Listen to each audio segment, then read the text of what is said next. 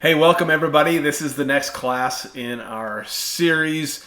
We're going to be spending the next 3 classes talking about brain health, which I'm super excited about, but this is an overview.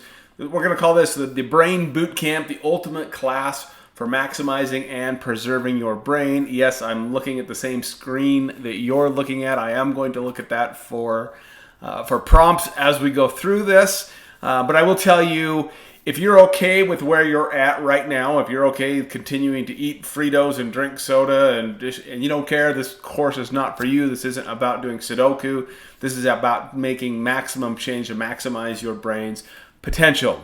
Well, if you're okay with eating Fritos and drinking your sodas and taking your cholesterol pills, the chances of you leaving this life and not remembering who your grandkids or your kids are very high. If you don't want to do that, then stick with me for the next few minutes because we're going to share with you some important information about how to maximize your brain's potential and how to really get a grasp on things so that you can go later into life with strong and healthy body and brain. So that all said, this is a precursor to a course that we're in the midst of building. At the time I'm recording this, it is March 21st of 2024. That course is not built yet, but if it's beyond that date, so later down the road, in the description, there might be a link to this course that we're going to building. We're going to take a deep dive into each one of these subjects that we're going to cover today. That course will knock your socks off with meal plans, grocery lists, and everything you need to maximize your brain and to do it yourself. So here we go. The importance of the holistic approach for optimal brain health. This is how I want you to think about this. Hey, when we're talking about holistic, we're talking about dealing with the body as a whole. We're talking about how all the systems work in concert together. This isn't about, oh, your cholesterol's high, take a cholesterol pill. Oh, your blood sugar's high, take a blood sugar pill. Oh, you've got Alzheimer's. Sorry, nothing we can do. This might help with the symptoms. Here's another pill. That's not what we're talking about here. We're talking about treating the entire system in such a way that everything affects everything. And when you do that, it makes for optimum brain function. Now, your brain makes up about 8 to 10% of your body's total weight, yet consumes 20 to 30% of everything you put into your mouth. It has a huge metabolic demand, so food is absolutely going to affect the function of your brain. That's why you need to listen to what we're talking about. Now, in previous classes, we've talked about something called the cell danger response. You can go back to my website on the blog. You can see the video on the cell danger response. But we're going to take the 9 fitness factors for the cell danger response. We're going to apply them to the brain in this video. So if you haven't gotten the Thyroid Debacle book, it was written by 2 friends of mine, Dr. Eric Balkevich and the lovely Dr. Kelly Halderman. You need to get that book in the description. You'll find a link to buy that. Now, if you're watching this on YouTube, you will see a link that will take you to the blog post. The blog post has all the links that we're talking about. If you're watching this on the blog, everything I'm talking about is listed out before. So when I mention a link, it's down there. If I'm YouTube, go to the blog post. So the links are there. Now, the foundation of the brain health. There's 2 essential things that your brain needs to survive. It is fuel and it is fuel and activation. If you do not have fuel and activation, you are going to lose nerves. If you have fuel and you have proper activation, you're going to build nerves through a process called neuroplasticity. Your fuel consists of glucose and oxygen at its purest, simplest form. The activation consists of movement and stimulation. Hey, that's why I started by saying Sudoku is not enough. We're talking about actually moving your body to stimulate your brain. When fuel and activation are in harmony with each other, you will build new nerves. So let's get into the fitness factor. Number 1 is diet. Okay, we've got to have a diet that's going to fuel your brain for ultimate connectivity and function. It is super important to stay away from processed foods, processed drinks, as they contain chemicals that will actually bind to proteins and cause immune system reactions that attack your brain, or they're going to disrupt the blood sugar regulation of your brain. Your brain actually produces its own insulin, so it's very important to take care of it because blood sugar regulation is the key to a healthy brain. So we want to focus on whole foods, we want to focus on fruits, we want to focus on vegetables, healthy fats, lean proteins. There's a huge role of antioxidants with brain health, and omega-3 fatty acids like krill oil and vitamins can play an especially important role in maintaining good brain health. But I have all of this all put together for you. We do have a blood sugar mastery course. You'll see a link to that will take 21 days to teach you how to regulate your blood sugar, and that is especially important with brain health. And there's also a link in the description to our full script protocol that we use for supplements that maximize brain health. So that information's in the link below. Number 2 of the fitness factors is sleep, and the importance of sleeping 7 to 9 hours of quality sleep per day. You hear all these influencers and motivational and successful people saying, you can sleep when you're dead. Well, if you don't sleep, you're going to be dead sooner rather than later. The reality is, when you're asleep for that amount of time, your brain is going to clean itself out. You're going to have a stem cell reaction. You're going to literally detoxify your brain, take out toxins, fix your nerves, all happening when you're sleeping appropriately. So you've got to maximize and prioritize your sleep. Number 3 of the fitness factors is respiration. This is literally exchanging oxygen, breathing it in, swapping it out for CO2, and blowing out CO2. We all don't know how to breathe appropriately. Let's put it this way. If you want to build a big bicep muscle and you only do half of the range of motion of the bicep, are you going to get the best bicep you can? No. If you're not breathing deeply and having a practice of breathing deeply, your diaphragm is just a muscle. It's not going to have the range of motion it could. You're not going to get deep breaths. You're not going to get proper oxygenation to the brain. I did a video about box breathing. It's on YouTube. There's a link to it below. Learn how to box breathe and make a daily habit of box breathing. Do meditation, do yoga, implement all these things because it's going to ultimately be better for your brain. Number 4, emotional stress. Emotional stress, and we talk about threats, real or perceived threats. Hey, if you're about to lose your home, that is a real threat. If there's a saber-toothed tiger outside your door that's going to eat you the second you walk out, that's a real threat. Most of the threats that we face, emotional stresses that we face, are perceived. We have a problem that we encounter and our brain overreacts to it. We put ourselves under stress, and when we put ourselves under stress, it releases chemical cascades that are harmful to our brain.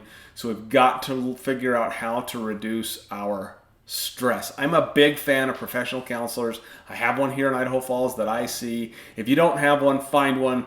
They're awesome. Hey, meditation can help reduce this. Exercise can help reduce this. There's even things about cold plunging.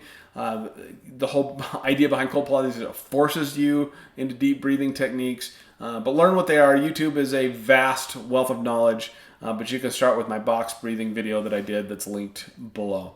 Number 5, physical activity. Most people think that Sudoku is going to save grandma's brain. Unfortunately for grandma, it's probably a little bit too late.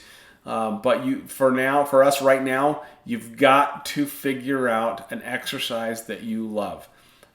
Types of exercise that are beneficial for the brain include all of them. You can't. I saw a video, a meme come across the other day. My friend sent it to me that was middle-aged women doing an exercise routine with big, heavy drumsticks. And it was kind of saying, middle-aged women will do anything to get out of lifting weights. It was funny, but the reality is they're still moving. They're still moving their joints. Now, is that the most beneficial? Probably not. My opinion of the most beneficial is to get to the gym, lift weights. Your muscles have direct connections to your brain. The more muscle you have, the more connections you have, the healthier you're going to be. Muscle is literally the organ of longevity that includes brain health. So lift weights. Let's just get a trainer if you need to. Get with a friend, but start picking up heavy things and putting them down, as my good friend Shane McCarthy says.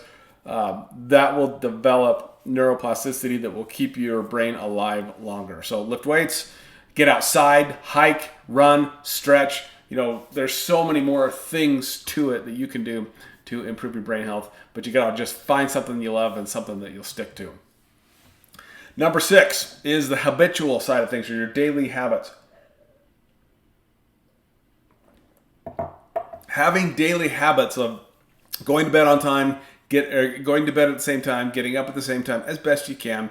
Habits like winding down before you go to bed, getting away from blue lights before you go to bed, reading before you go to sleep to kind of calm your brain down. All of these things are your daily habits that if you cultivate those daily habits, they're going to treat your brain well in the long run.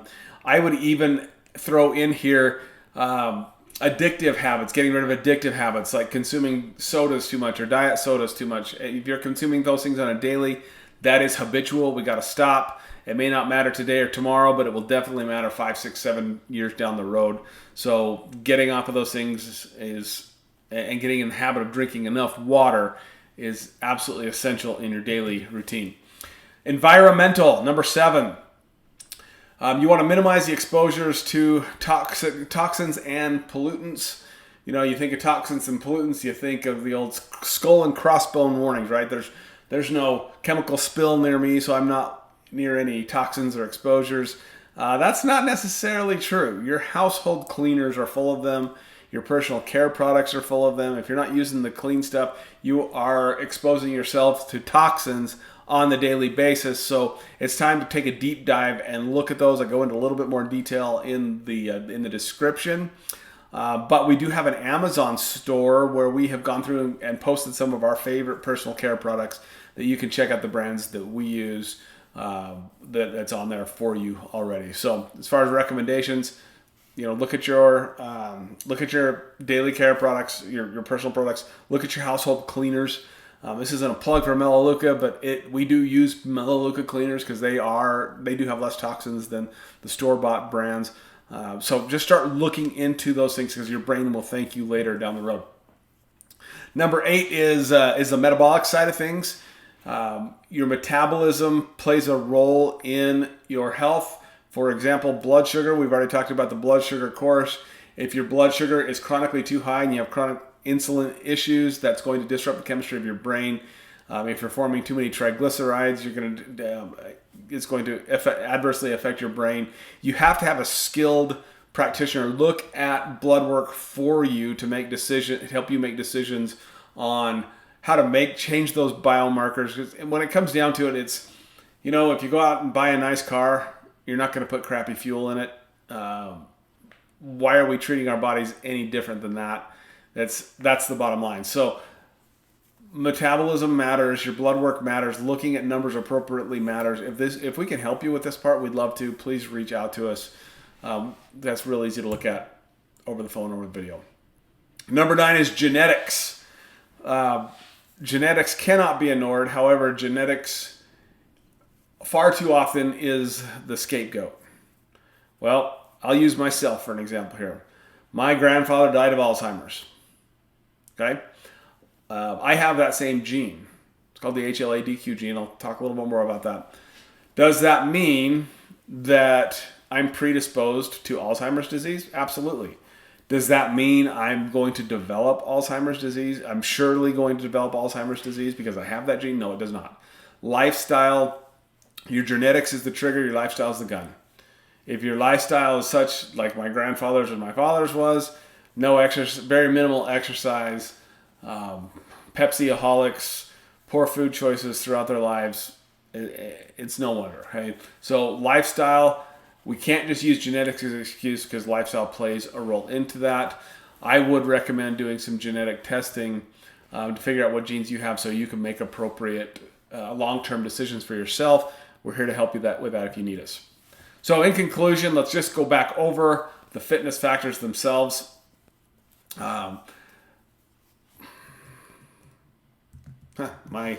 In conclusion, my slides are out of order. So, whatever. In conclusion, there are ways to nurture your brain holistically when you look at these 9 fitness factors, including diet, sleep, respiration, emotional stress, physical activity, habitual, environment, metabolic, and genetic. When you start putting these pieces of the puzzle together, not only will your brain thank you, but your long-term effect is going to be metabolic health, energy, vitality that you never thought was possible. And it isn't possible if you're just going to eat the standard American diet and rely on pharmaceutical companies to provide you good health, because they absolutely cannot. Hey, one last thought, low-level laser therapy. This is a device that we use to enhance brain function. The gentleman on the screen here, that is my friend Ed, and we are working with him for vertigo, and we use the laser. We're actually shining that laser right through his mouth so it hits his brainstem and activates pathways in his brainstem. What it does, it uses a groundbreaking technique known as photobiomodulation. It stimulates cellular function to promote healing and reduce inflammation. It enhances the brain ability to form and reorganize new connections so it can have higher neuroplasticity. And it opens this whole new frontier about preventative neurocare, meaning these are non-invasive techniques we can use to improve your brain function. So if you combine this with fuel, this is the activation portion of this. Now, for my people here in Southeast Idaho, we do have monthly subscriptions available. So this product is available to you, so you can maximize your own brain function. I use this thing on the daily for me. Absolutely love it.